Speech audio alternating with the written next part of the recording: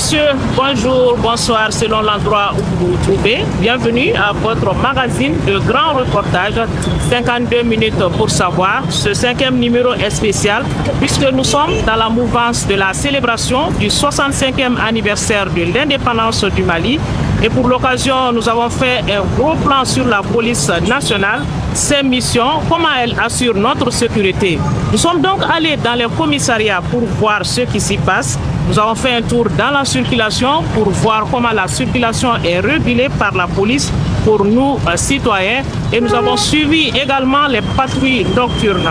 Notre invité pour ce 5e numéro est tout naturellement le directeur général de la police nationale.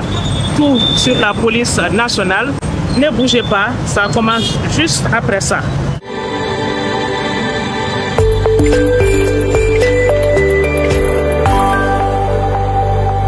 Nous sommes à présent au commissariat du 14e arrondissement de l'ACI 2000. Son seul nom fait peur aux usagers. Quand on parle de commissariat de police, on pense directement à la garde à vue. C'est vrai, certains citoyens y sont gardés avant leur transfert à la justice. Mais les commissariats ne font pas que ça. En effet, ils délivrent des pièces administratives, dont des certificats de perte, de bonnes mœurs, la carte biométrique. Les commissariats œuvrent aussi pour la protection des personnes et de leurs biens à travers les patrouilles qui sont organisées quotidiennement dans le district de Bamako avec d'autres forces de sécurité comme la garde nationale, la gendarmerie nationale. La police intervient également dans la régulation de la circulation à travers le groupement de la sécurité routière GSR. Immersion dans la police nationale avec Siaka Konaté, Abouakar Traoré, Modibo Tangara avec à la réalisation Adama Djakiti.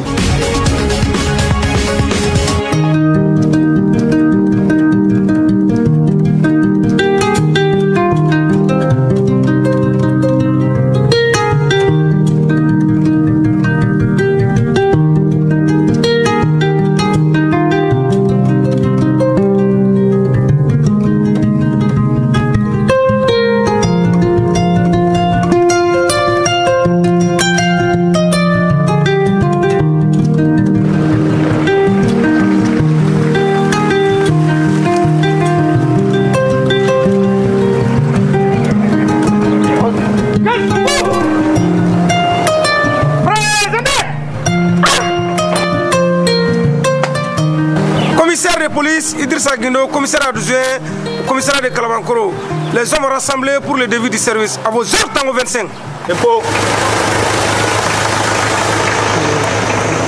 Les honneurs militaires terminés, le commissaire chargé du commissariat de Kalamankoro et ses chefs de section et de poste sacrifient à la tradition la revue des personnes en garde à vue qui permet d'échanger avec elles sur leur situation, mais surtout leur prodiguer des conseils, comme c'est le cas de ces messieurs suspectés d'avoir acheté des pigeons volés.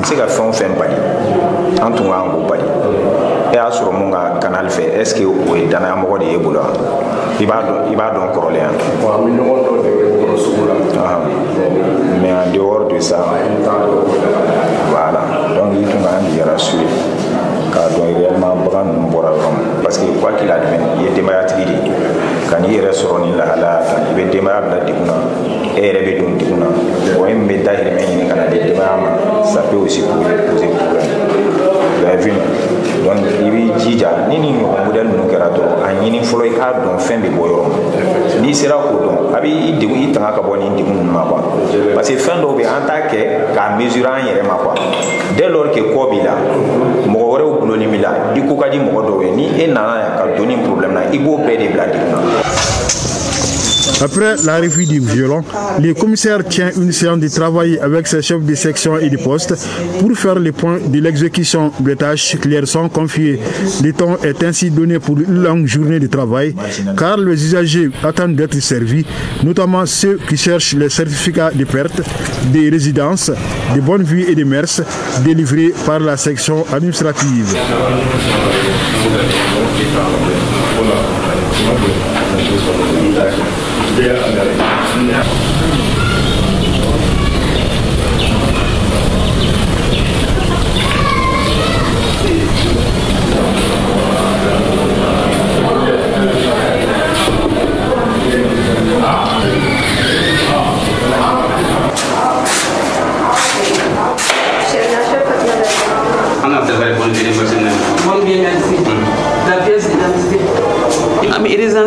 école mako bola surtout beta inscription kenayi beta transfert kenayi bo baranyini papier be kenayi ya famia mo be na ta kata banque la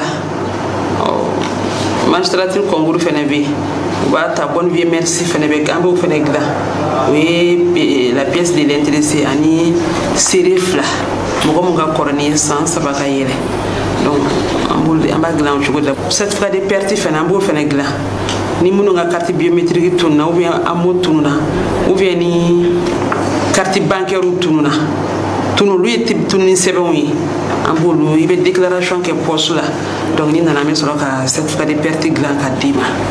Merci.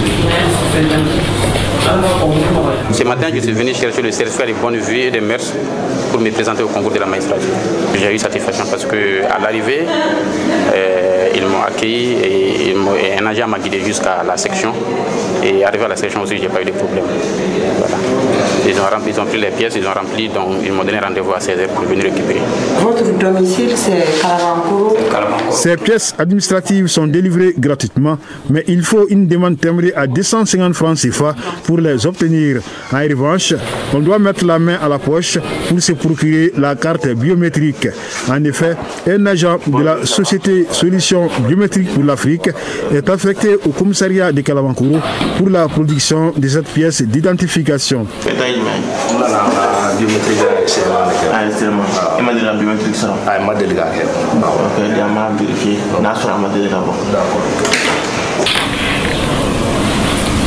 Il y a les 50 cartes maintenant pour les cartes c'est possible mais c'est payant c'est pour les messages ça dans la carte il y a photocopie il faut que les gens quand on clique dans l'ensemble téléphone là on clique une carte message vraiment ça veut faire campagne donc nous évidemment WhatsApp code marchand clé pour la ligne ami de Sierra Dima au nom de la SBA dans 15 jours tu repasses récupérer ta carte donc nous voici une copie nous recevons la demande ici et on achemine vers la société produit la carte et on nous apporte ici. Donc la police livre la carte à partir d'ici. Cette dame a retiré sa carte biométrique 15 jours après le dépôt de sa demande. C'est pour moi-même. Je suis venue ici pour retirer ma carte biométrique. J'ai déposé le 6 août. Je demande à tous et à toutes ceux qui n'ont pas retiré ou bien ceux qui n'ont pas fait leur carte biométrique de venir retirer. Parce que sans la carte biométrique, on ne peut rien faire. Les citoyens peuvent retirer aussi les premières cartes biométriques produites en 2023 sans payer de frais. Au fait, nous avons des cartes biométriques à notre niveau. Et les gens qui viennent faire la demande de production. Et puis il y a les premières cartes qui sont là depuis 2023. Donc nous procédons à la mise de ces deux cartes-là. Mais l'ancienne carte, nous avons un très faible taux de retrait par rapport à ça. Il y a pratiquement, il y a des jours où nous passons ici, il n'y a pas une seule carte que nous délivrons dans les anciennes cartes.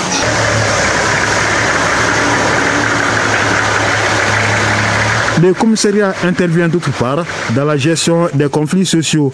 Les hommes du commissaire Dambélé ont été saisis d'une plainte déposée par une veuve contre les frères de son défunt mari pour agression.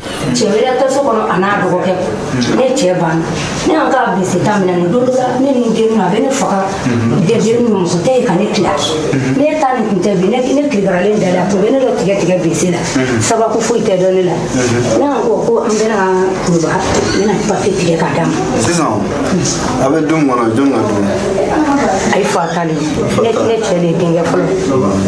ne pousser les cabinets flics à boire. Ne aille quoi, présentement, n'a donné un chèque à boire. Donc, à cabinet à Fanga, il est à Bogabi. À Kumlo Faranga, n'importe où. Mais c'est quoi une agenda? Mais c'est d'abord ma bande, c'est quoi comme un connaît Besseta comme un mi-flaga terminé à Tchè, Ninedo.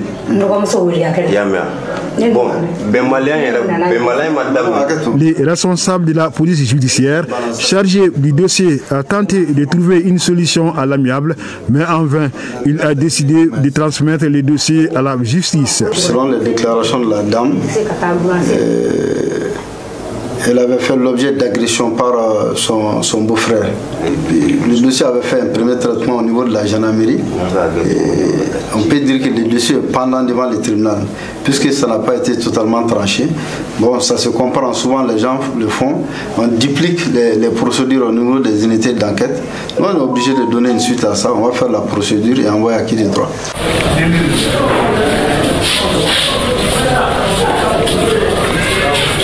Autre bureau où le chef de la section voie publique tente de comprendre ces jeunes refoulés de l'Arabie Saoudite. Il sera finalement placé en garde à vue pour coups et blessures. Il a blessé au ciseau un autre jeune lors d'une querelle. L'agent chargé du dossier lui notifie cela, mais il va se faire soigner d'abord au centre de santé puisqu'il saigne au nez.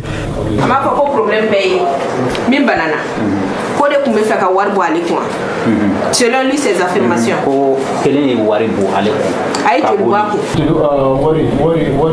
Nous avons été sollicités pour un cas de ce bébé.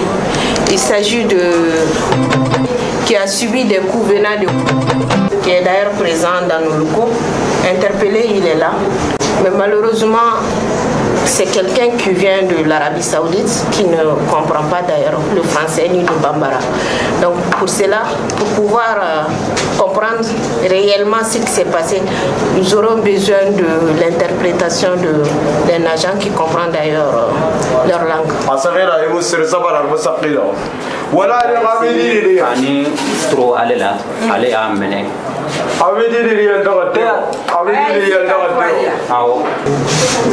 Il faut une autorisation du commissariat pour permettre au centre de santé de prodiguer des soins aux blessés, d'où l'établissement d'une réquisition.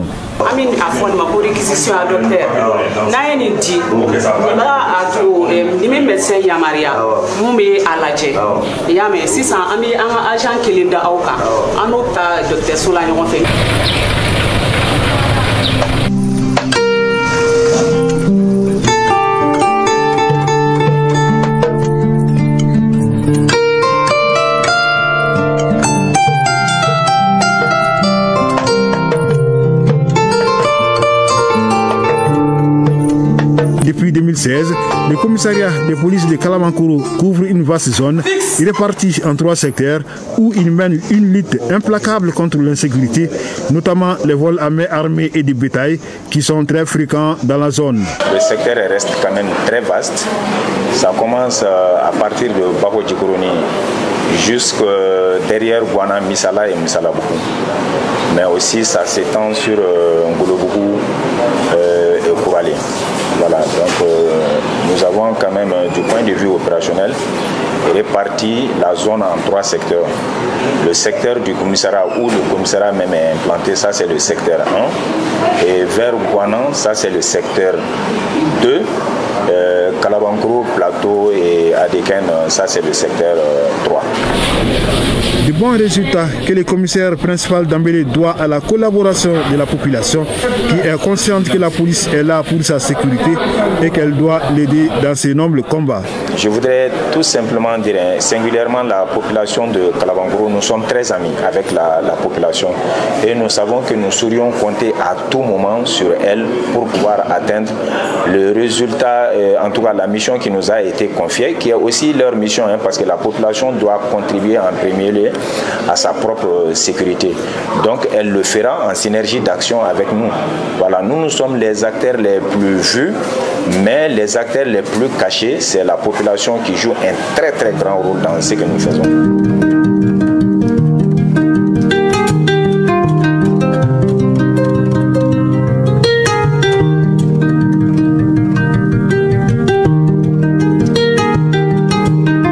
Le constat est le même au commissariat de Kinsamou ex-3e arrondissement, créé en 1959 et qui couvre la commune de la population. N'hésite pas à lui fournir des informations sur des individus suspects. À chaque fois que la population rencontre des situations suspectes, elle nous informe immédiatement et nous prenons des dispositions pour interpeller les personnes suspectées.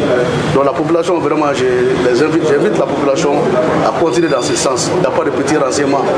Tout renseignement doit être traité avec professionnalisme et rigueur. Nous sommes là pour sécuriser cette population. Elle doit comprendre que la police est là uniquement dans le cadre de leur sécurisation. Cette bonne collaboration avec la population a permis de réduire l'insécurité dans la commune, mais surtout de maîtriser le raïda, un nid criminogène. Et tous les jours, des renforts sont envoyés là-bas. Nous patrouillons de jour comme de nuit. Présentement, je peux dire que ça va. Mais il se passe aussi des cas de vol là-bas, perpétrés par des apprentis chauffeurs. Et ces cas-là aussi sont dirigentés par notre service. Le commissariat de Kinzambougou est fréquemment saisi de plaintes déposées par des citoyens. Nous assistons ici à l'extraction et l'interrogatoire d'un prévenu. Cela nécessite un dispositif sécuritaire. Cet orfèvre a été placé en garde à vue suite à la plainte d'une cliente. Celle-ci lui a remis il y a 3 ans de l'or pour en faire des bijoux, mais elle n'a eu ni les bijoux ni son or.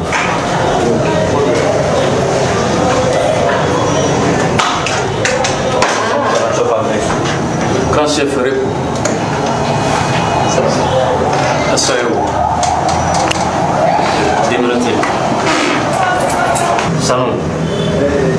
e y'a kɛ cogo di a y'a ka grand 25 di ne ma ko k'a kɛ a den ka baarasɛla ye ne ye nɛgɛ sanu min a bolo ne y'a di wɔlɔfɔkɛ dɔ ma min bɛ se kosɛbɛ ka tɛmɛ ne yɛrɛ kan ne ko k'a dilan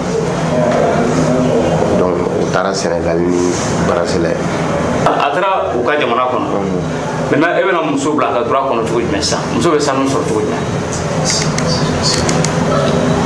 ne b'a ka sanu sara parce que ne b'a ka sanu sara e b'a ka sanu sara donc sisan an bɛ nin kumakanw lamɛn ka muso fana ta lamɛn n'a banna an bɛ taa di ɲɛmɔgɔ ma ɲɛmɔgɔ bɛ aw orienter k'aw bila tribunal ka bolo kan kiiri tɔ bɛ taa kɛ tribunal la.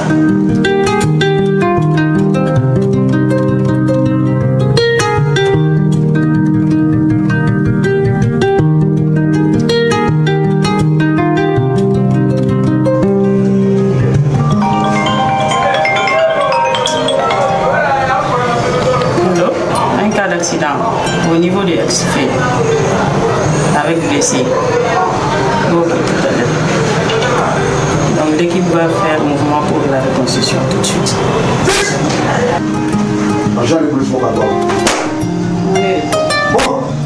Et on vient de signaler un cas d'accident tout de suite au niveau de l'exfait. Allez-y faire la reconstruction et vous me rendez compte rapidement. Merci.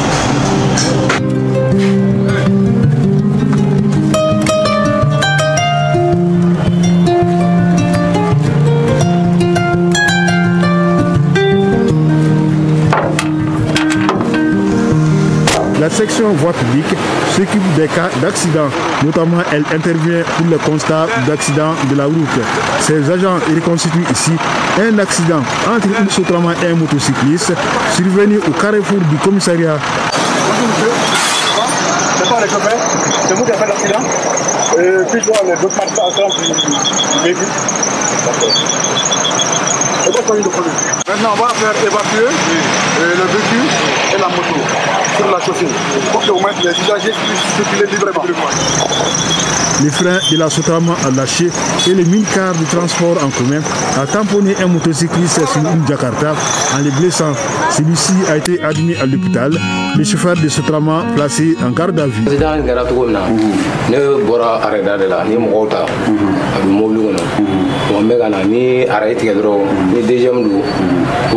Continuer la troisième la zéza bon on sera sanctionné carré là ni tora ka ma faire na nyebala faire me ka tuwa ta tapila oro la mo ma regarder amason atelela ma bon amana amanya mingo na soro plusieurs molu la jo arrêt là fila donc la nana Sotrama werebe nana o busha ko fe mototigi kelen fana me on yo bushi ka Sotrama fana tapi mototigi kelen dara mototigi fa de sur n'est-ce pas mototigi fila de no me do inda ore duna moli do indu goro bo ore ka banani ne soro ore fe d'accord.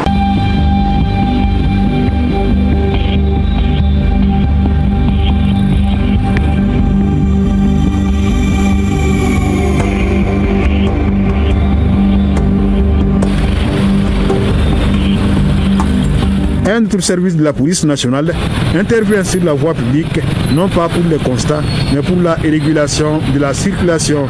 Il s'agit du groupement de la sécurité routière, GSR, qui a remplacé la compagnie de la circulation routière ex-CCR. À la sortie d'ici, vous occupez arrangement les carrefours. Tous les matins, un rassemblement est organisé à 6 h dans les locaux du groupement mobile de sécurité GMS avant le déploiement des agents au niveau des différents carrefours de la ville de Bamako. C'est le début du travail. Comme tous les matins, nous nous rassemblons à 6 h.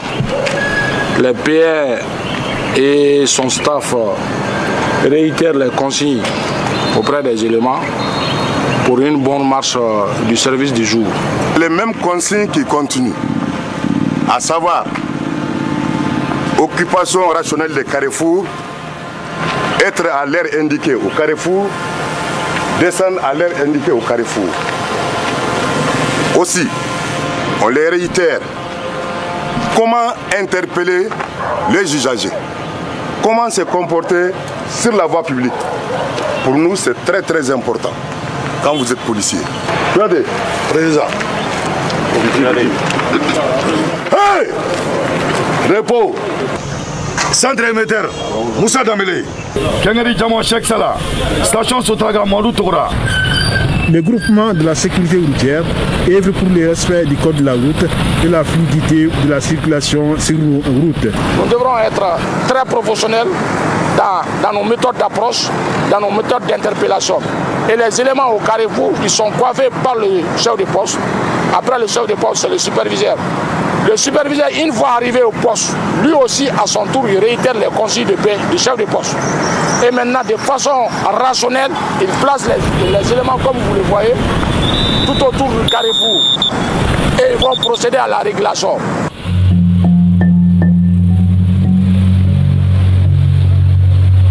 Le GSR compte 10 sections, soit 5 pour la rive droite et autant pour la rive gauche, ainsi que celle chargée de la sécurisation de l'itinéraire du président de la République. Nous avons suivi l'équipe déployée au carrefour Ouiwayanko sur l'axe Sévéni-Goro-Djikoronipara, sur la rue gauche de Bamako. Il est 7 h, une heure de pointe, le trafic est très dense. Les agents du GSR sont au four et au moulin pour éviter les embouteillages et permettre aux usagers de se rendre au travail. Au carrefour Ouiwayanko ici, c'est un carrefour de fluidité. C'est un carrefour où il y a très dense, beaucoup d'usagers.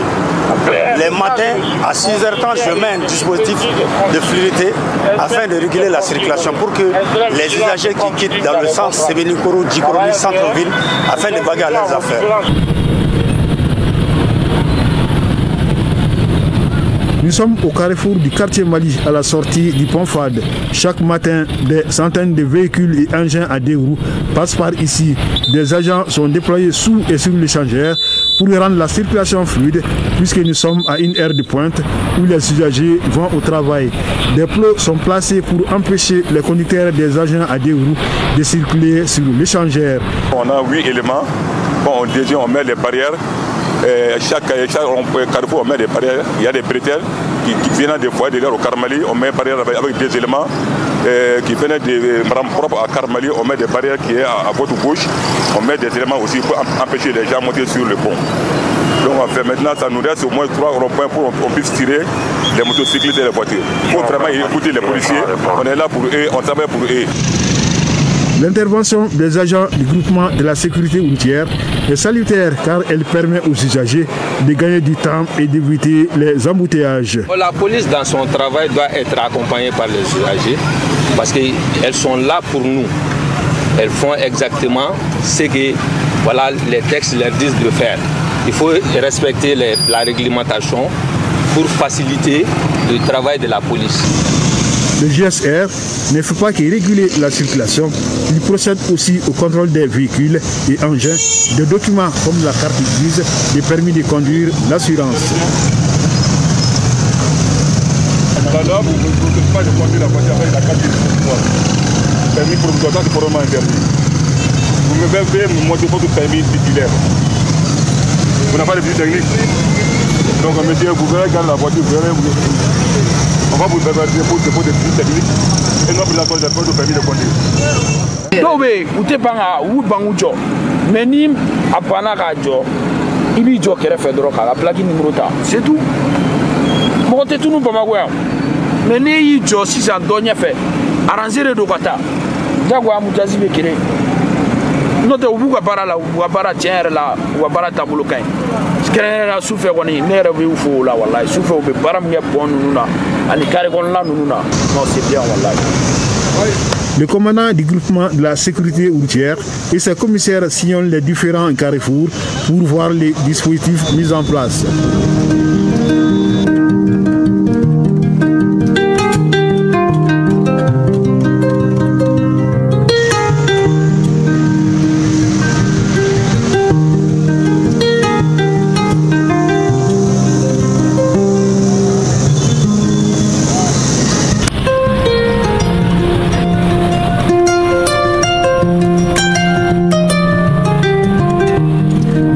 De la police nationale est d'assurer la protection des personnes et de leurs biens, maintenir l'ordre, la sûreté, la sécurité et la tranquillité publique. C'est pourquoi des patrouilles sont organisées nuit et jour avec les autres forces de sécurité, gendarmerie nationale, garde nationale et souvent la protection civile dans les districts de Bamako. Avant d'aller sur le terrain, les équipes se retrouvent tous les soirs à 19h au groupement mobile de sécurité GMS pour y recevoir des consignes.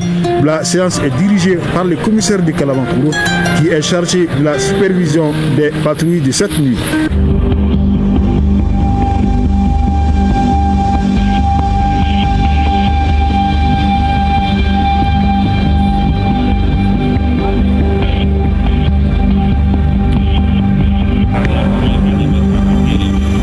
À nous de démontrer que comme les équipes d'hier, comme les équipes d'avant-hier, nous aussi nous sommes en mesure de maintenir la sécurité sur Bamako et alentour.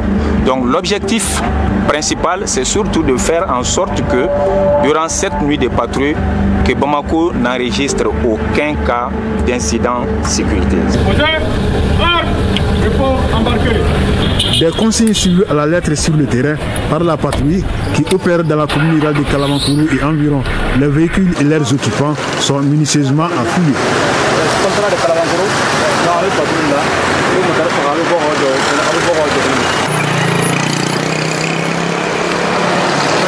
Nous avons procédé à leur palpation d'abord. Donc nous avons constaté qu'ils n'ont rien serré.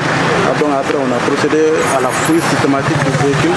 Donc il y a de regarder la boîte à gants, le coffre sous les sièges.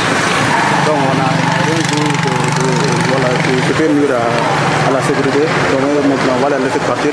Bonne soirée à vous.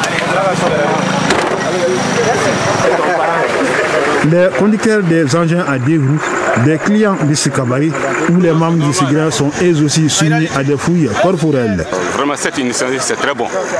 Voilà, effectivement c'est à réfléchir réellement parce qu'avec l'état que nous sommes d'aujourd'hui, c'est normal de faire les patrouilles partout. Voilà, pour connaître nos ennemis. Voilà, mais s'il y a les ennemis partout, on va essayer de les déclarer au niveau de l'autorité compétente. C'est normal. C'est normal. Merci beaucoup. Merci. Bon, je suis message min ngomna c'est ntonyo bela jenema. Kera yaya ma kera yoro wereo ni pulsu wonnana walma lakana ba wonnana. Ni ikoni ado ite ko jugula ko ni bi jobu fuye kanya. O koni kadi nyere ko sobe kadi lu yere. Donc mais mi ni ntonyo fe. Donc bega la jeni mo ko o isigana mo ika kuna fulia la sila kana tigila mo majuna. O fana bolu ka barano ko bolu ko sobe.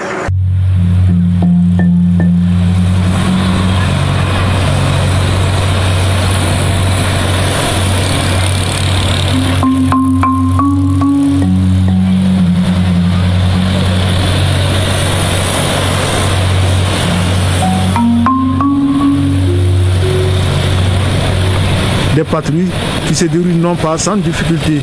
L'accès à certaines zones est difficile à cause du mauvais état de la route.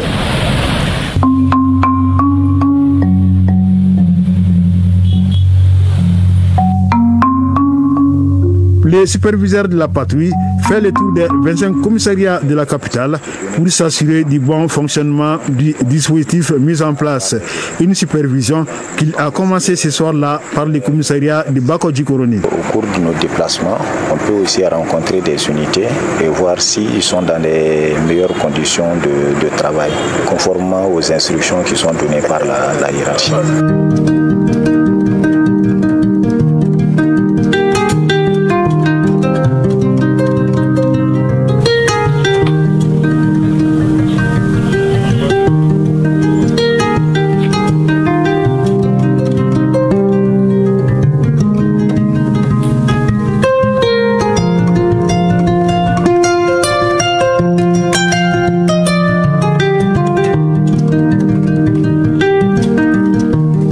Les responsables de la police nationale se réunissent tous les mardis autour du directeur général pour faire le point d'exécution des tâches confiées aux uns et aux autres, identifier les difficultés et proposer des solutions pour la bonne marche de ce corps qui a vu le jour en 1925.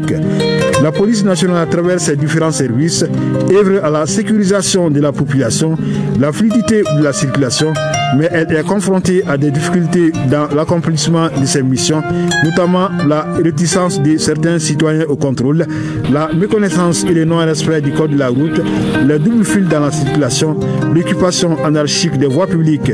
Nos différents interlocuteurs appellent la population à collaborer avec les forces de sécurité car il y va de leur propre sécurité.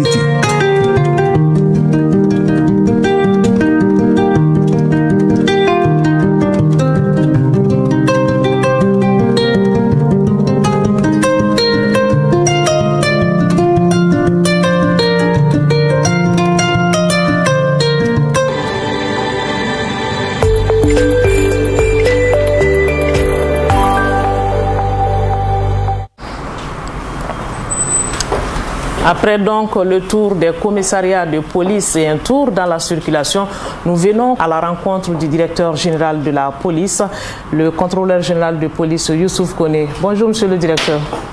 Bonjour madame. Merci de nous recevoir.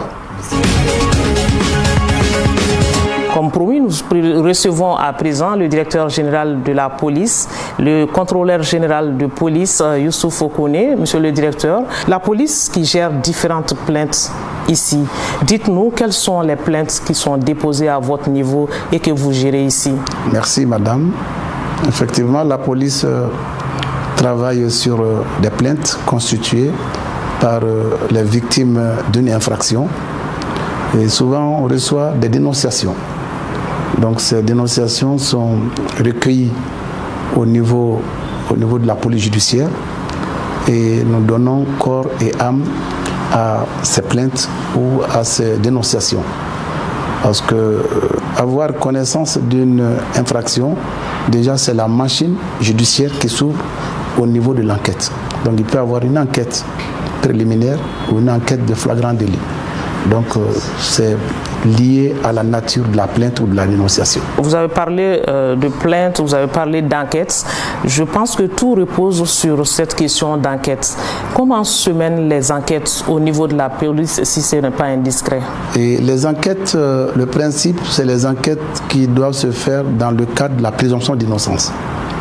Que la personne mise en cause soit acceptée comme préalablement innocent. Mais que lors des enquêtes, à la suite des enquêtes, qu'on arrive à avoir des éléments de preuve concordantes et qui amènent sa culpabilité. Et c'est sûrement que les enquêtes se mènent. Les enquêtes se font aussi à charge et à décharge. C'est-à-dire? C'est-à-dire ce que le mis en cause ou même le plaignant fait comme déposition, donc nous allons le vérifier par rapport aux faits sur le terrain. Avec des témoins?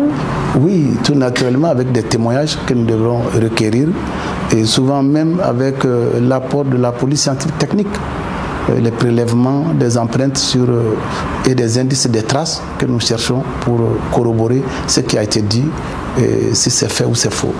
Donc nous travaillons avec les preuves humaines comme la dénonciation, nous travaillons avec les témoignages, mais nous travaillons avec les éléments de la police scientifique et technique qui sont les preuves miettes et scientifiques et qui parlent sur une scène de crime. Alors, quel est le poids de ces enquêtes dans le travail de la police? C'est pour voir réellement celui qui est coupable et libérer l'innocent. Donc, sans les enquêtes, on ne peut pas savoir qui est innocent, qui est coupable d'une infraction pénale. Parce que la commission d'une infraction pénale conduit quelqu'un à la privation de sa liberté. Donc, il faut des enquêtes, une enquête minutieuse pour pouvoir vous décider sur quelque chose, sur le sort d'un citoyen. Tout à fait, tout à fait. Il faut faire une enquête correcte, approfondie, tout en prenant en compte tous les aspects par rapport au code pénal, ce que le code pénal dit dans sa description de l'infraction et ce que le code de procédure pénale dit dans la conduite de la mise en œuvre de l'enquête. Parce qu'il faut respecter ce que les textes pénaux disent et ce que la procédure demande. Donc il y a les deux démarches qu'il faut concilier. Tant la description de l'infraction a été faite et puis voir aussi quelles sont la procédure qu'il faut engager.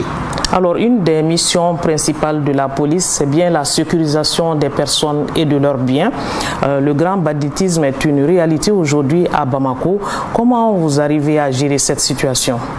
Il y a le banditisme, mais c'est sous contrôle, madame. Hein, c'est sous contrôle, il est bien qu'on le dise. Le banditisme est lié à l'urbanisation, hein, et puis à d'autres comportements d'imitation. Elle est juvénile ces derniers moments, mais nous sommes en train de travailler dessus en mettant un maillage complet. Aujourd'hui à Bamako, nous avons 25 commissariats qui travaillent sur cette forme de délinquance. Et nous avons aussi des unités spéciales qui travaillent. Donc au-delà, il y a les patrouilles que nous menons pour empêcher la mobilité des délinquants et à défaut les interpeller lors des opérations.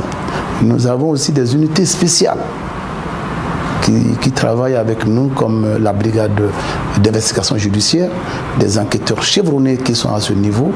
Nous avons la brigade des stupéfiants qui lutte contre la consommation des produits et des drogues et leurs dérivés.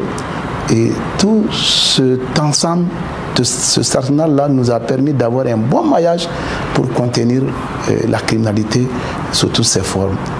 Donc les patrouilles se font. Bamako est aujourd'hui bien, le maillage est bien fait, de sorte que il y a moins d'infractions en lien avec la criminalité.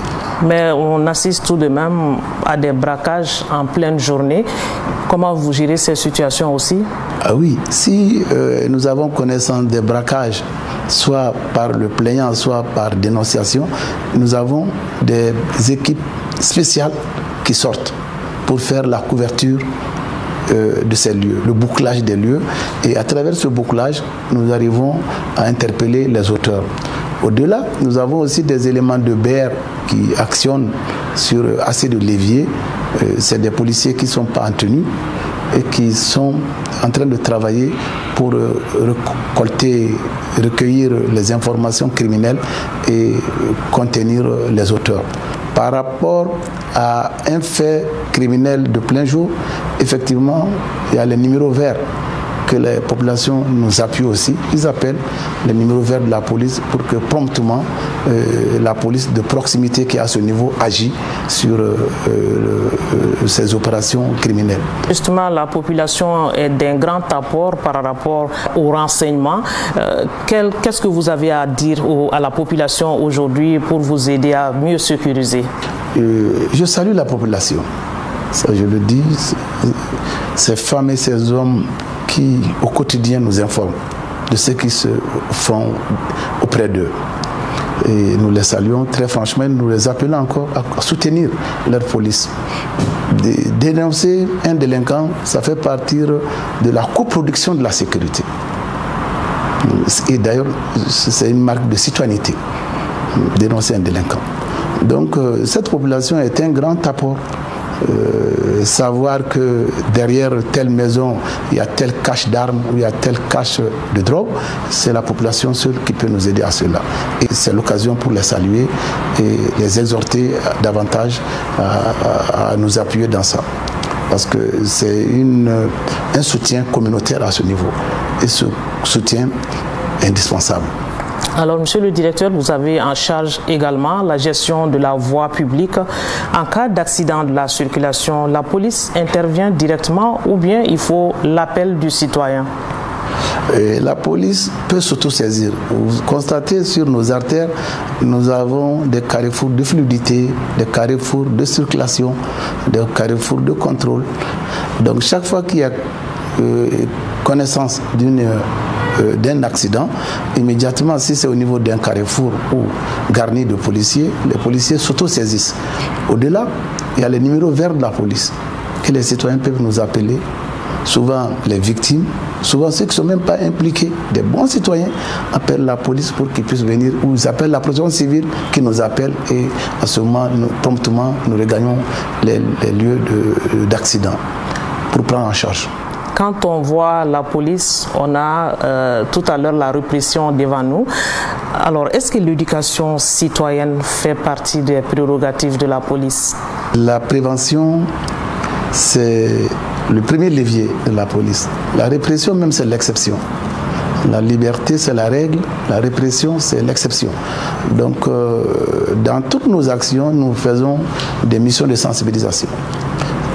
Qu'il s'agisse du port des casques, à longueur de journée, avec d'autres partenaires et des fêtières, nous sortons pour sensibiliser la population à porter les casques, que ce soit le port aussi des gilets. Et par rapport à la consommation de la drogue ou d'autres comportements qui sont condamnés par la loi, nous faisons de la prévention.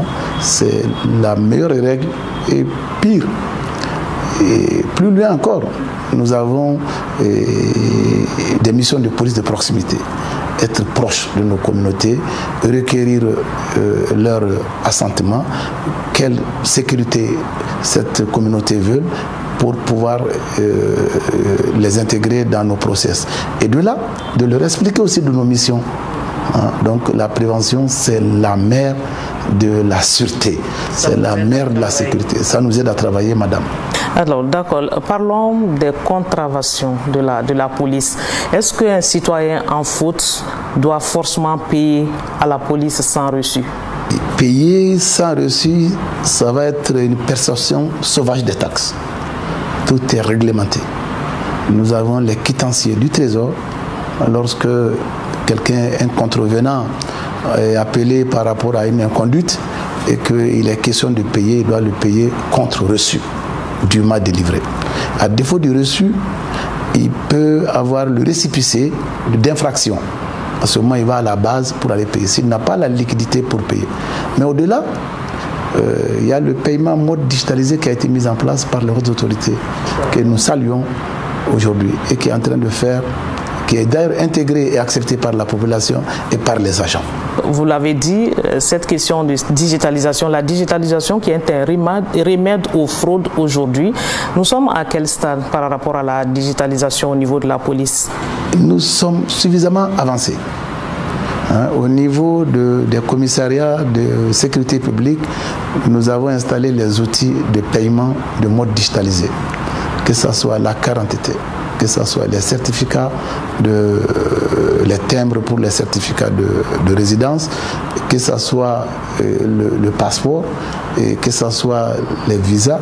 Donc c'est le mode digitalisé qui est la règle. Et encore les contraventions de la route. Oui, les amendes forfaitaires sont tous payés par le mode digitalisé dont les kits ont été installés au niveau soit des commissariats, soit des postes de police, soit même des postes et des carrefours. Aujourd'hui, ça a beaucoup permis à l'État de rafler les caisses de l'État. Alors, pourquoi l'absence d'assurance est vue comme une faute du citoyen de la part du policier? Quel est le poids de l'assurance dans la sécurisation?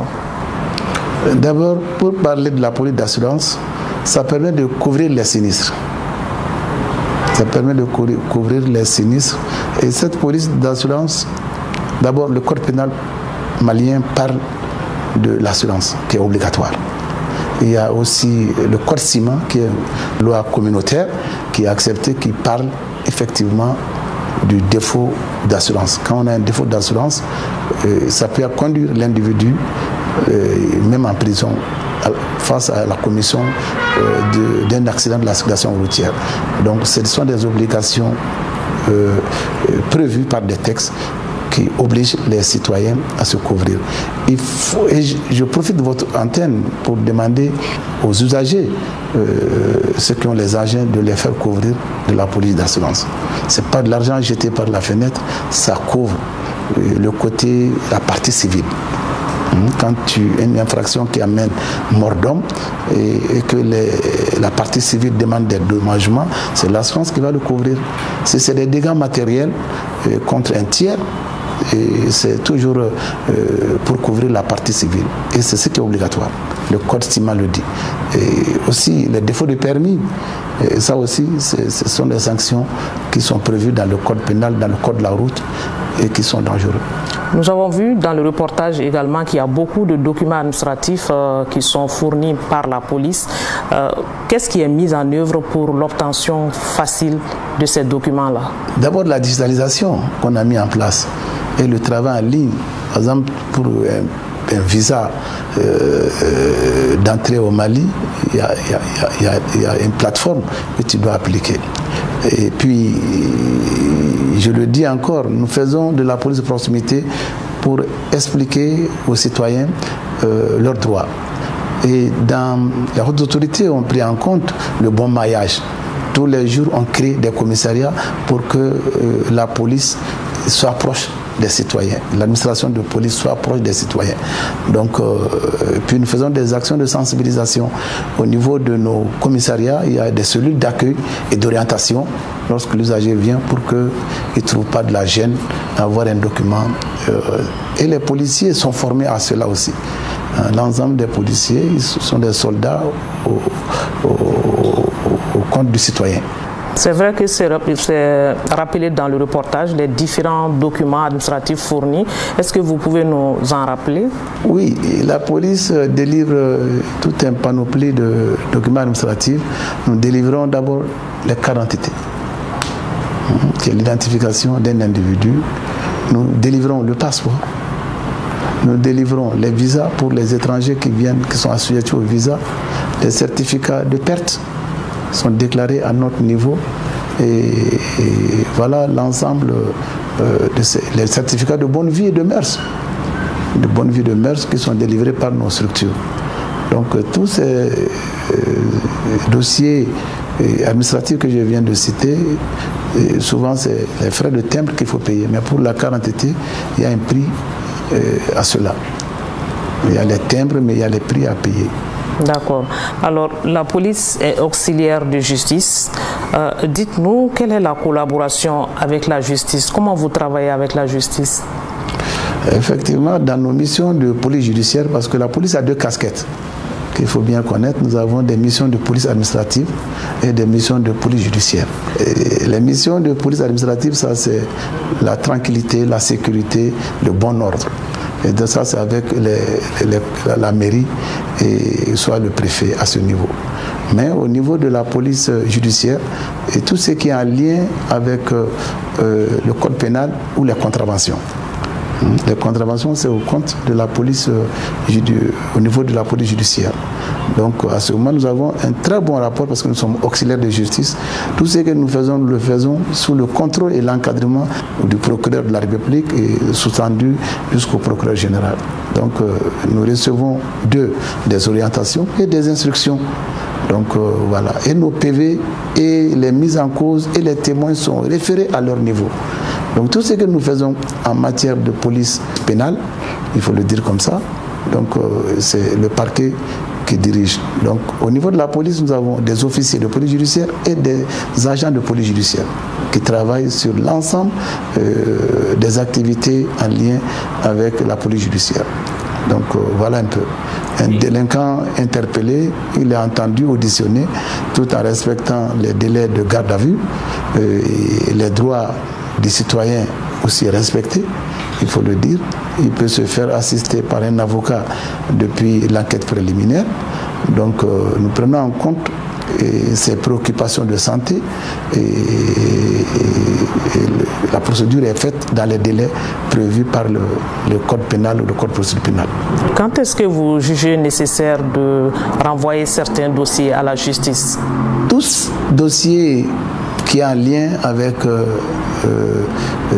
une infraction pénale doivent être référés à la justice. Nous n'avons aucun droit à classer un dossier à notre niveau.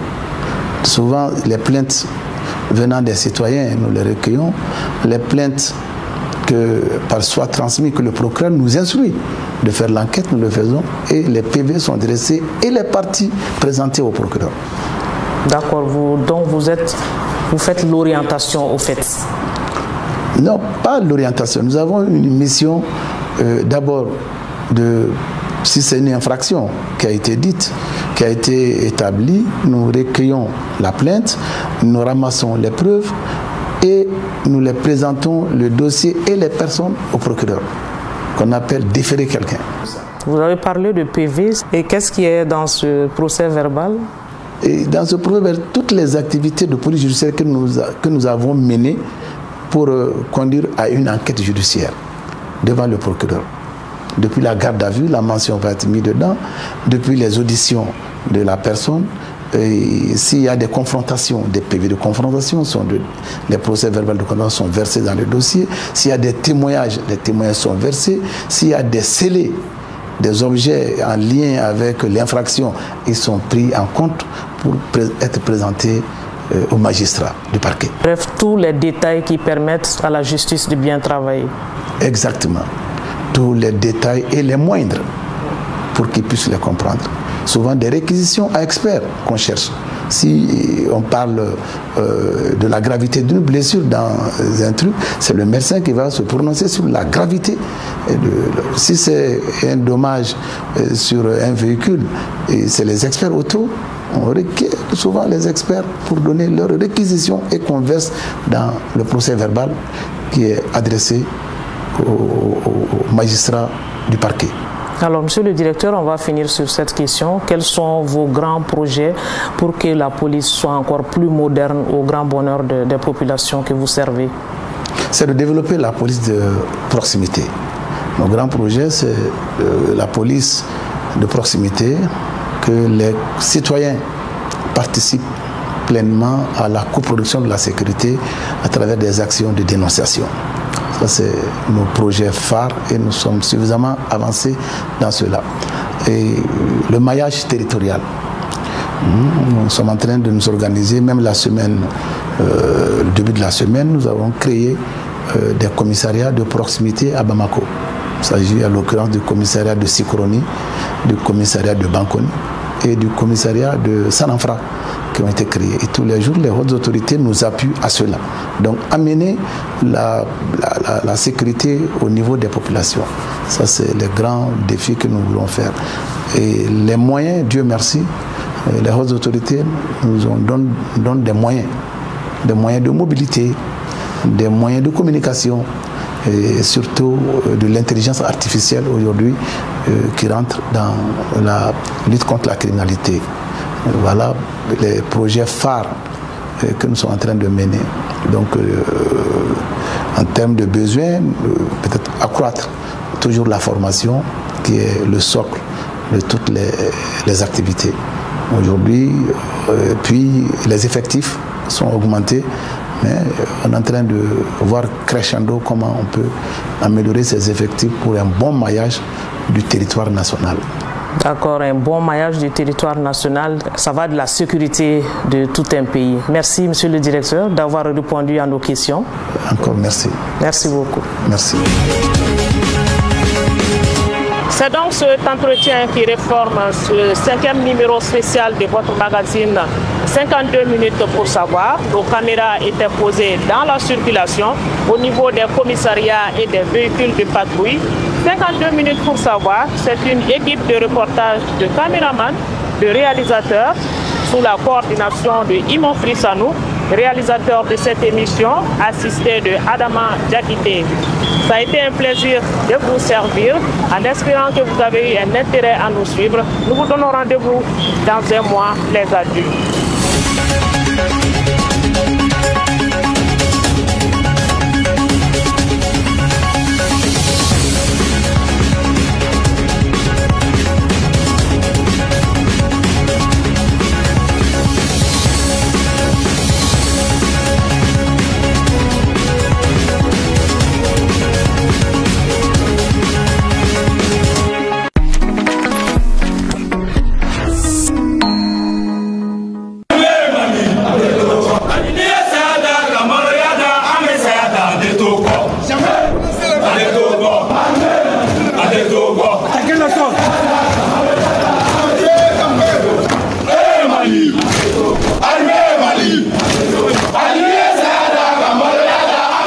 C'est toujours un plaisir pour nous de vous retrouver comme toutes les semaines.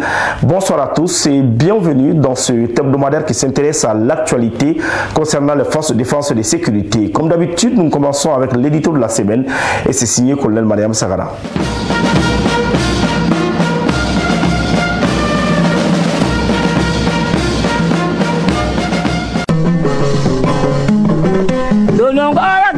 Zanga bonana ulu bizame ningara jayo dolinye ha jabali boya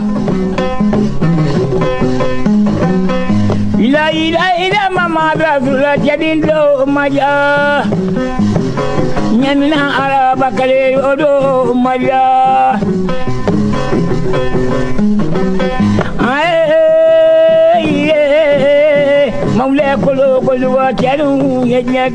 Au-delà des querelles d'ego et des susceptibilités médiatiques souvent indécentes, il est une vérité qu'aucune polémique ne saurait effacer. Le destin du Sahel se joue aujourd'hui entre nos mains.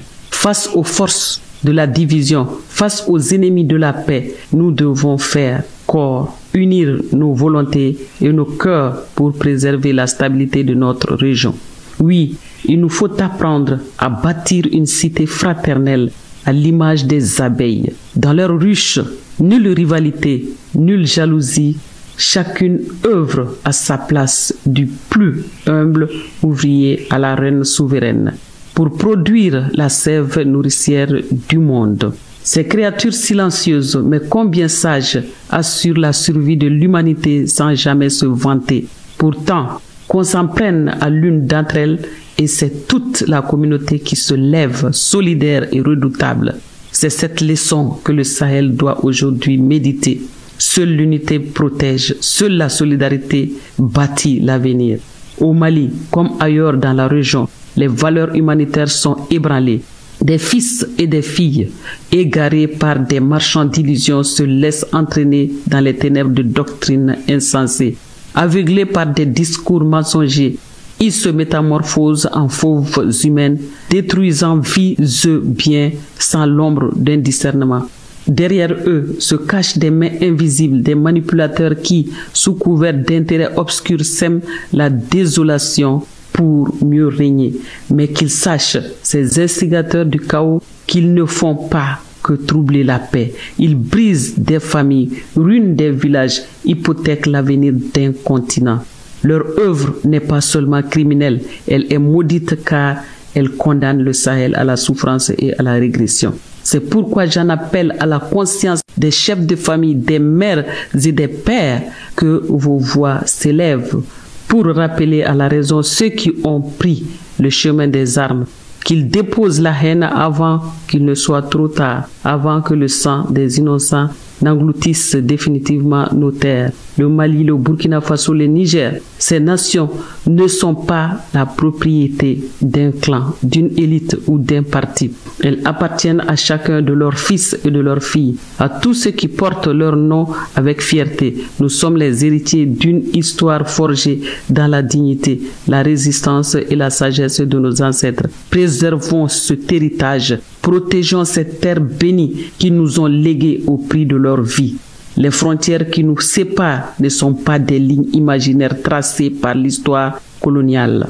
Brisons ces barrières artificielles et bâtissons ensemble un Sahel réconcilié, fort et prospère. Un Sahel de gloire uni comme une ruche où chaque citoyen à sa place travaille à nourrir la paix, la justice et la dignité humaine. Je vous propose de suivre maintenant l'édito de la semaine en version Bamanankan. Yechuko keleni la gusili kunafoni kolon menechuko ni u yechuko. Ankaka ka don ko ka saheli jo ka lafia ka yiriwa ko o kechuko nyuma de be saheli deun awo ade lakika u de bulu. Ani nyokonche farafarali kebaw mogojugo munun ta fe ka ambene ni an lafia leye. Yasa ka olu dese o haklina juguin la. An bela jele de kakan ka fara ɲɔgɔn kan ka kɛ kelen ye farikolo ani an dusukun la. Yasa ka saheli ka basigi lakana ka to a cogo kɔrɔ la. Awɔ, an bela jele de kakan ka misali ta didenw kan. Ka an ka dugu jɔ k'a kɔlɔsi. Didenw sigiyɔrɔ la bɛn ni kelenya, ɲɔgɔn bonya ani ka koto ɲɔgɔn ta la o de bɛ yen nɔ. Fadenya ni kelenya jugu in o tɛ olu ni ɲɔgɔn cɛ. Bɛɛ lajɛlen de bɛ a sigiyɔrɔ labaara kɛcogo ɲuman na yaasa ka nɔnɔ ɲuman bɔ min bɛ hadamadenw nafa. Ala ka nin danfɛn ninnu sigilen don u da tɛ kuma na nka bonya kɔnɔ u b'a ka hadamadenw nafa diɲɛso sigi kɔnɔna na k'a sɔrɔ u m'a kɛ ni yɛrɛ yira ani yɛrɛ fɔ ye ani kuma caman wɛrɛw. Nga i k'a dɔn ko n'i tura hali diden kelen na didenkulu tɔ bɛɛ lajɛlen bɛ wuli ka kɛ kelen ye ka taa kelen kuma bɔ. Saheli denw ka kan ka misali ta didenw de kan k'a dɔn ko kelenya de bɛ na ni lakana ye wa k'a dɔn fana ko kelenya ani ɲɔgɔn dɛmɛ o de bɛ dilanni kɛ ani ka jɔli kɛ k'a bila sini ɲɛ. Mali la yan i n'a fɔ ani yɔrɔ wɛrɛw la an ka adamadenya kɛcogo ɲuman kɔrɔlenw lafura. A den dɔw tununa u filila u yɛrɛw mɔ u filila kokura u balimaw ni u ka jamana fana mɔ. Sitani ni a kumakan ye u dusukun minɛ ka u fiye ngalo kumaw ye u nalo ta ka u bɔ adamadenya u sawura bɛɛ lajɛlen kɔnɔ ka sɔrɔ ka u bila u ka bin u yɛrɛw balimaw kan ka u bɔnɛ u ni la fu u m'a min u m'a bɔn ani kokura ka tila ka u bolofɛnw ni u ka dahirimɛw bɛɛ lajɛlen tiɲɛ ten bawo ko maramafɛn b'u bolo u bɛ fili bin kɔnɔ. Nga nin faamunen don maa dɔw de fana dogolen don kɔfɛ olu bɛ u to o kɔfɛla kelen la ye ka ninnu kuma yɛlɛma ka sɔrɔ ka u don u dɔngɔdaw fɛ ni hakilina jugu dɔw labaarali ye jigilatigɛ walew bolodali ni a kɛli la yaasa olu ka se ka u sago sɔrɔ. Nga k'u k'a dɔn u b'a ka k'u yɛrɛ sɛgɛn wa u sago tɛ sɔrɔ ni Alahu Taala sɔnn'a ma. Bawo Ala b'a dɔn a kira b'a dɔn diɲɛ jamanaw b'a dɔn ko anw ka ba Maliba m'a kɛ k'a tiɲɛ fa si fɛ mɔgɔ si ye. U k'a dɔn fana ko anw ka lafiya anw ka basigi bɛn ani anw ka kelenya o lagosili u tɛ ɲɛ sɔrɔ o la ni Ala sɔnn'a ma. Nin maa kofɔlen ninnu b'a ka duw ci ka togodala duguw fɛnw cɛ ani k'a lajɛ ka fɛɛrɛ tigɛ ka saheli jamanaw ka siniɲɛsigi don galama la. U b'a ka nin baara min kɛ nin ye nin tɛ ŋaniya juguya dama ye koyi nin ye fɛn dangane yɛrɛ de fana ye. Bawo ninnu hakilina tɛ dɔwɛrɛ ye koyi ka anw ɲani ni ka sɔrɔ ka an bali ɲɛtaa la.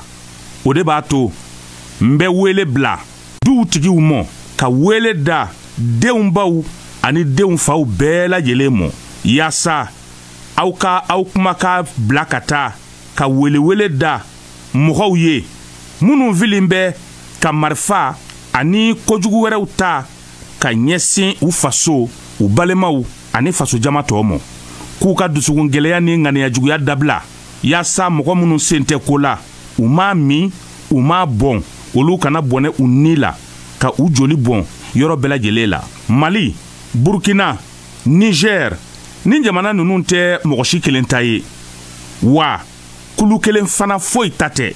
Ni jamana ninnu ye a denw bɛɛ lajɛlen de ta ye minnu bɛ u disi gosi u tɔgɔw u jamuw ani u sigiyɔrɔ ye.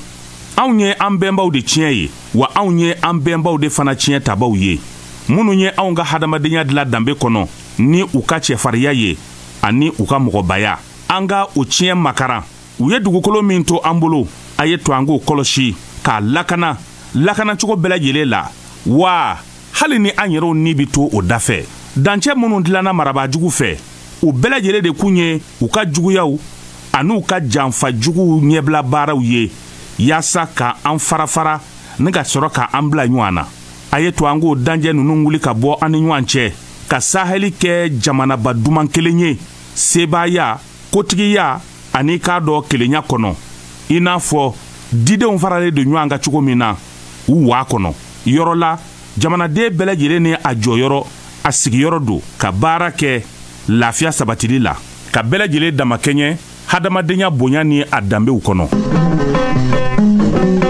Bato majara ni mari basiri dangoma atarida. Bato majara ni damadi ndri jegoro atarida.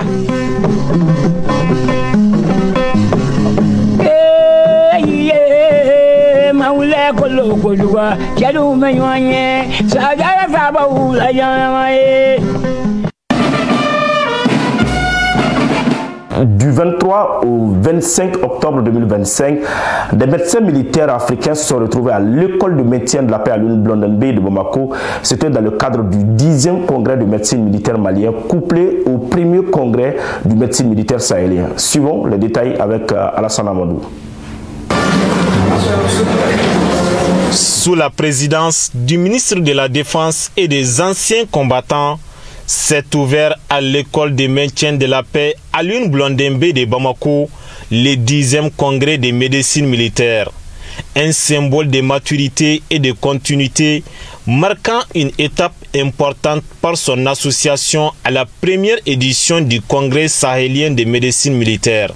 Deux congrès, une seule et même volonté, celle du peuple de l'AES, d'œuvrer ensemble dans un esprit de solidarité et de détermination pour l'affirmation de la souveraineté sanitaire et sécuritaire dans l'espace sahélien. L'école de maintien de la paix à l'Une-Blondin-Bay de Bamako, conformément à sa vision stratégique 2024-2028, se veut être un catalyseur d'initiatives et de réflexion sur les questions de paix et de sécurité à travers le monde et particulièrement en Afrique. C'est pourquoi nous nous reconnaissons parfaitement dans le thème de ce 10e congrès, couplé au premier congrès sahélien de médecine militaire, à savoir santé et sécurité dans le Sahel. En effet, ce thème est d'une actualité cuisante dans notre espace, car la santé et la sécurité ne sont nullement indissociables. Elles s'influencent mutuellement et se renforcent l'une de l'autre. Une armée en bonne santé, une population bien prise en charge et un système de santé solide constituent les piliers essentiels pour la stabilité d'une nation et la consolidation de la paix. Aujourd'hui, à travers ce 10e congrès de médecine militaire du Mali, c'est une page glorieuse qui se tourne et un nouveau chapitre qui s'ouvre avec le lancement du tout premier congrès sahélien de médecine militaire. Cette année, à la suite de l'appel à communication, nous avons enregistré 195 articles contre 165 l'année passée. Le comité scientifique a retenu 92% répartis comme suit: 138 communications orales et 42 communications affichées ou postères. En plus de ces communications orales et affichées, 17 conférences plénières sont au programme, et ce en rapport avec les thèmes des deux congrès. Parmi ces travaux, 101 communications, soit 51,79%, ont été produites par des militaires. Un record historique qui témoigne de la vitalité, de la compétence et du dynamisme de notre corps médical militaire. Ces chiffres traduisent une réalité incontestable. La médecine militaire est un acteur essentiel de la formation, de la recherche et du développement sanitaire de notre pays. À travers ce congrès, nos services de santé militaire démontrent qu'ils sont non seulement un instrument de soutien opérationnel, mais aussi un acteur de développement et de cohésion sociale. Les sous-thèmes inscrits à ce congrès: prise en charge des blessés de guerre, accidents de la voie publique, violences basées sur le genre, ainsi que la médecine et intelligence artificielle traduisent la volonté d'aborder avec pragmatisme les réalités du terrain et les enjeux de la modernité. Une importance particulière est ainsi accordée à la technologie et à l'intelligence artificielle, car l'avenir de la médecine, y compris militaire, repose sur la capacité à intégrer l'innovation au service de la performance et la rapidité de la réponse médicale. Aujourd'hui, plus que jamais, la santé militaire s'impose comme un pilier fondamental de la défense nationale et un vecteur de stabilité régionale. Cette édition revêt une dimension historique puisque conjointement à ce 10e congrès, le premier congrès sahélien de médecine militaire verra le jour en cohérence avec la vision éclairée des pères fondateurs de la Confédération des États du Sahel. Ce congrès sahélien permettra de magnifier la coopération confédérale et sous-régionale en matière de santé militaire pour renforcer celle déjà établie dans le cadre des opérations sur l'ensemble du théâtre unifié. Je tiens à adresser mes plus sincères félicitations à la direction centrale du service de santé des armées, à la Société malienne de médecine militaire pour leur persévérance, leur vision et leur professionnalisme constant. Je souhaite à chacune et à chacun d'excellents moments d'échange et plein succès dans vos travaux. Sur ce, je déclare solennellement ouvert les travaux du 10e congrès de médecine militaire du Mali et du premier congrès sahélien de médecine militaire. Au cours de ces deux congrès, des trophées de reconnaissance ont été remis au premier médecin militaire du Mali, premier directeur central du service de santé des armées, le colonel à la retraite Sidi Mohamed Sall, ainsi qu'au général de brigade Djibril Sangaré, chirurgien des armées.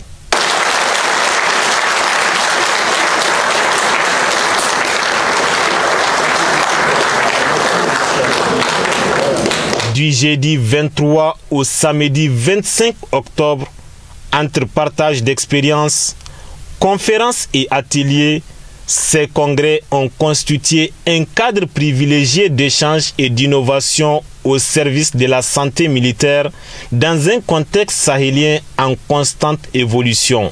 Les assises ont été l'occasion pour nos trois États d'acter officiellement la création du réseau sahélien de médecine militaire, appelé à devenir un véritable levier de coopération et de mutualisation des moyens et des compétences. À l'issue de ces deux congrès, il a été mis en place un nouveau bureau pour la Société malienne de médecine militaire, bureau fort de 10 membres, présidé par le lieutenant-colonel Mohamed El Hassimi Sissé.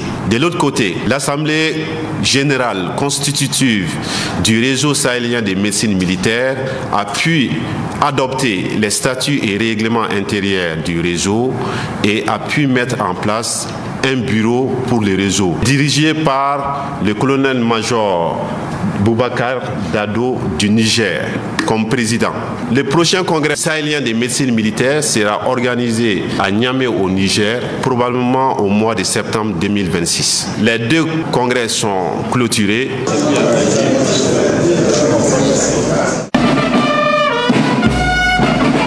Restons toujours à l'école de maintien de la paix à Lune-Blondin pour parler toujours du congrès des médecins militaires africains. Nous avons tendu notre micro à quelques médecins africains suivant leur réaction.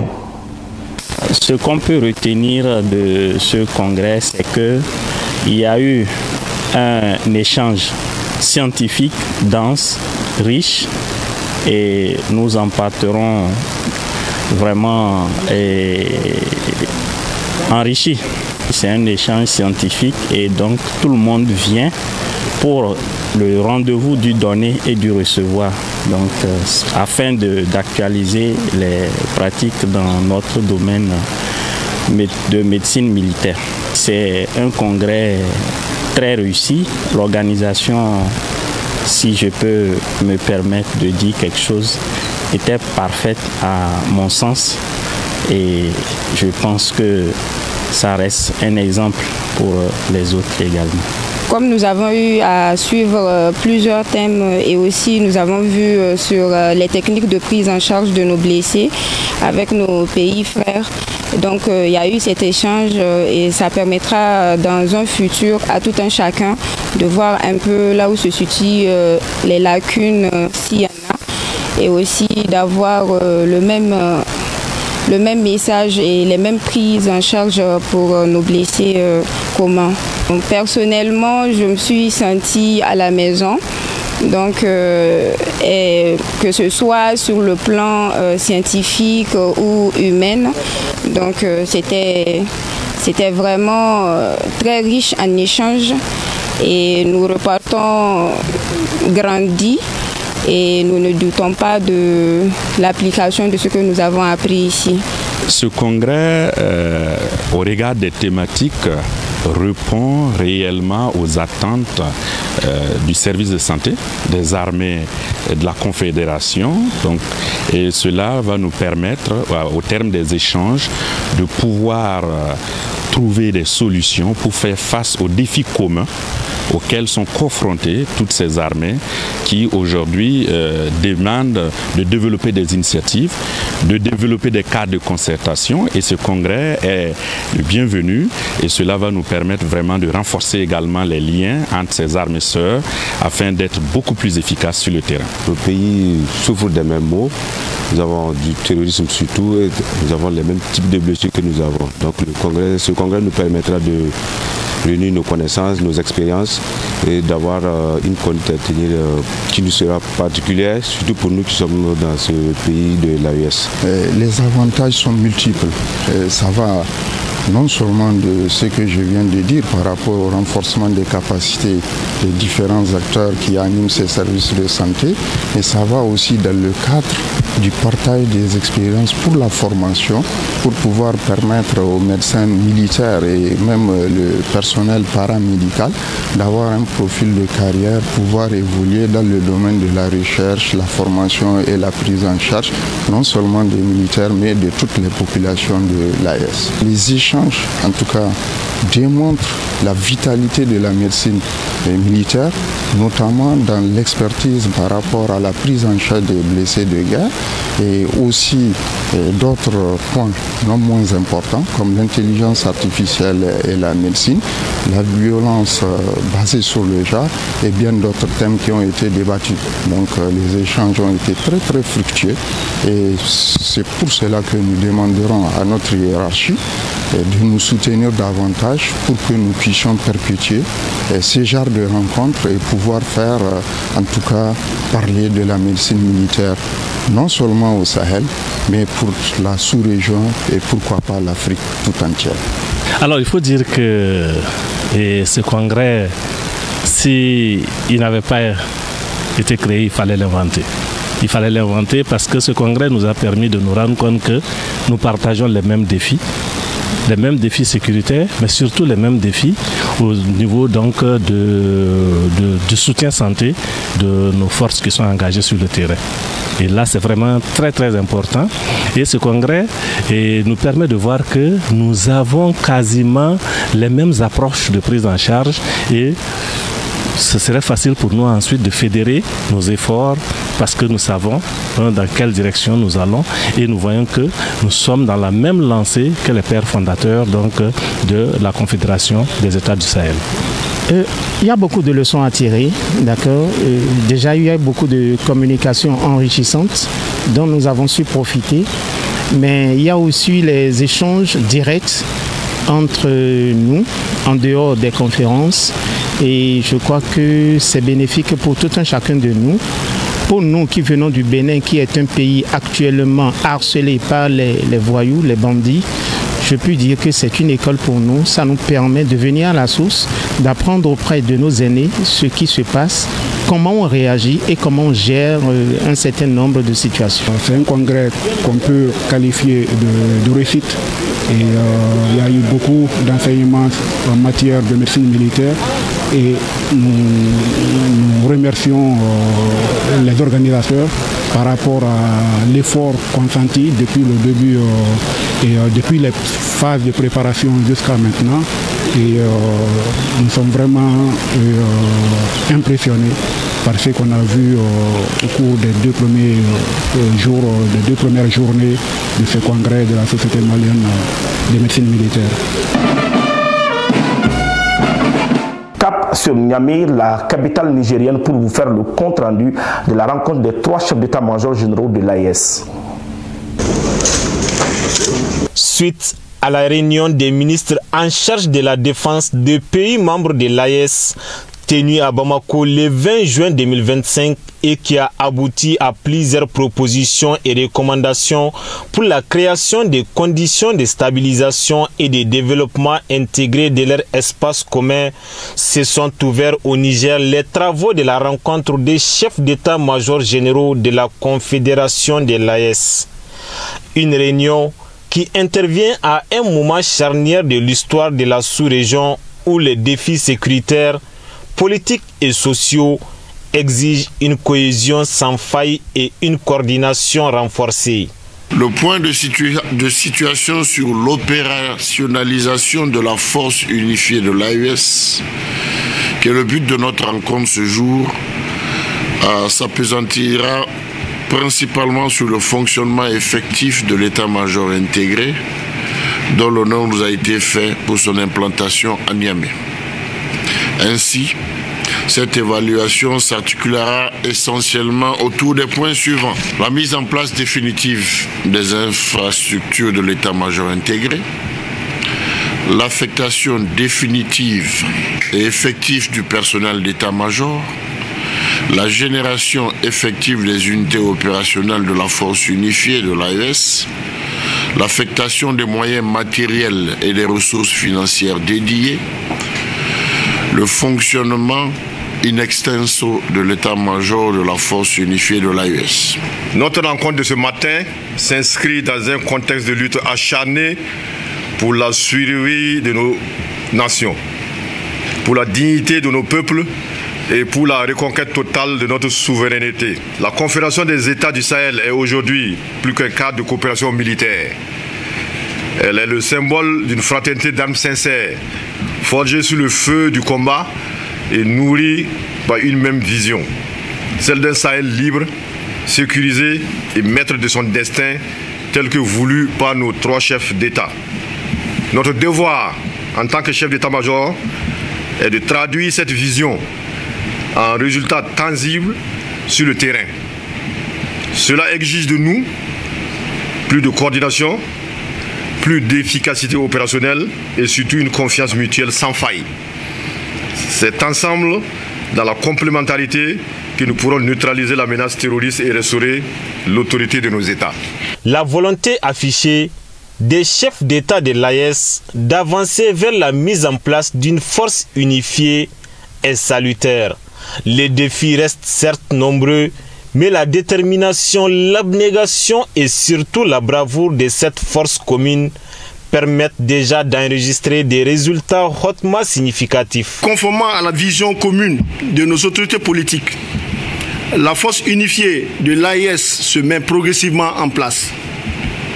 Les perspectives sont bonnes avec les séries de réunions que nous avons eues au niveau militaire et au niveau politique, ayant abouti à l'opérationnalisation de l'état-major intégré.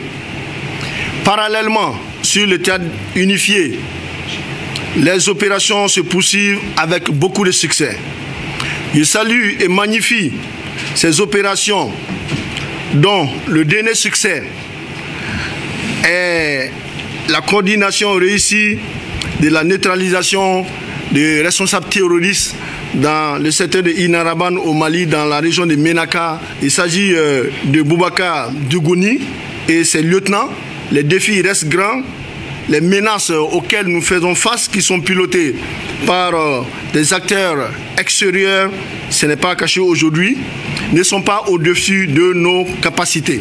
À l'issue de cette évaluation de l'état-major intégré de la force unifiée de l'AES dans toutes ses composantes, les chefs d'état-major généraux consolideront de manière pérenne les voies et moyens leur permettant de renforcer l'interopérabilité de leurs armées, de planifier des opérations conjointes, d'améliorer leurs capacités de renseignement, de former leurs troupes dans un cadre commun et de faire le point sur l'opérationnalisation de l'architecture sécuritaire propre à l'AES.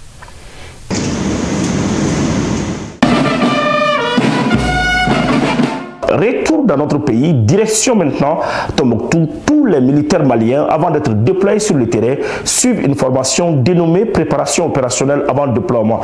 Nous vous invitons maintenant à suivre ceux-là qui ont suivi cette formation dans la région de Tombouctou.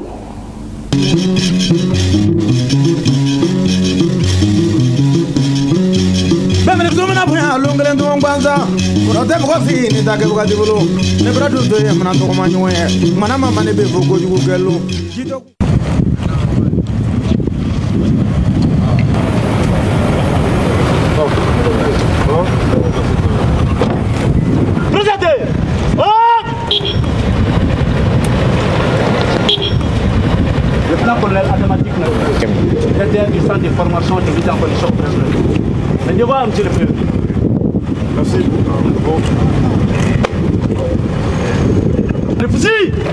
Ah! Repos.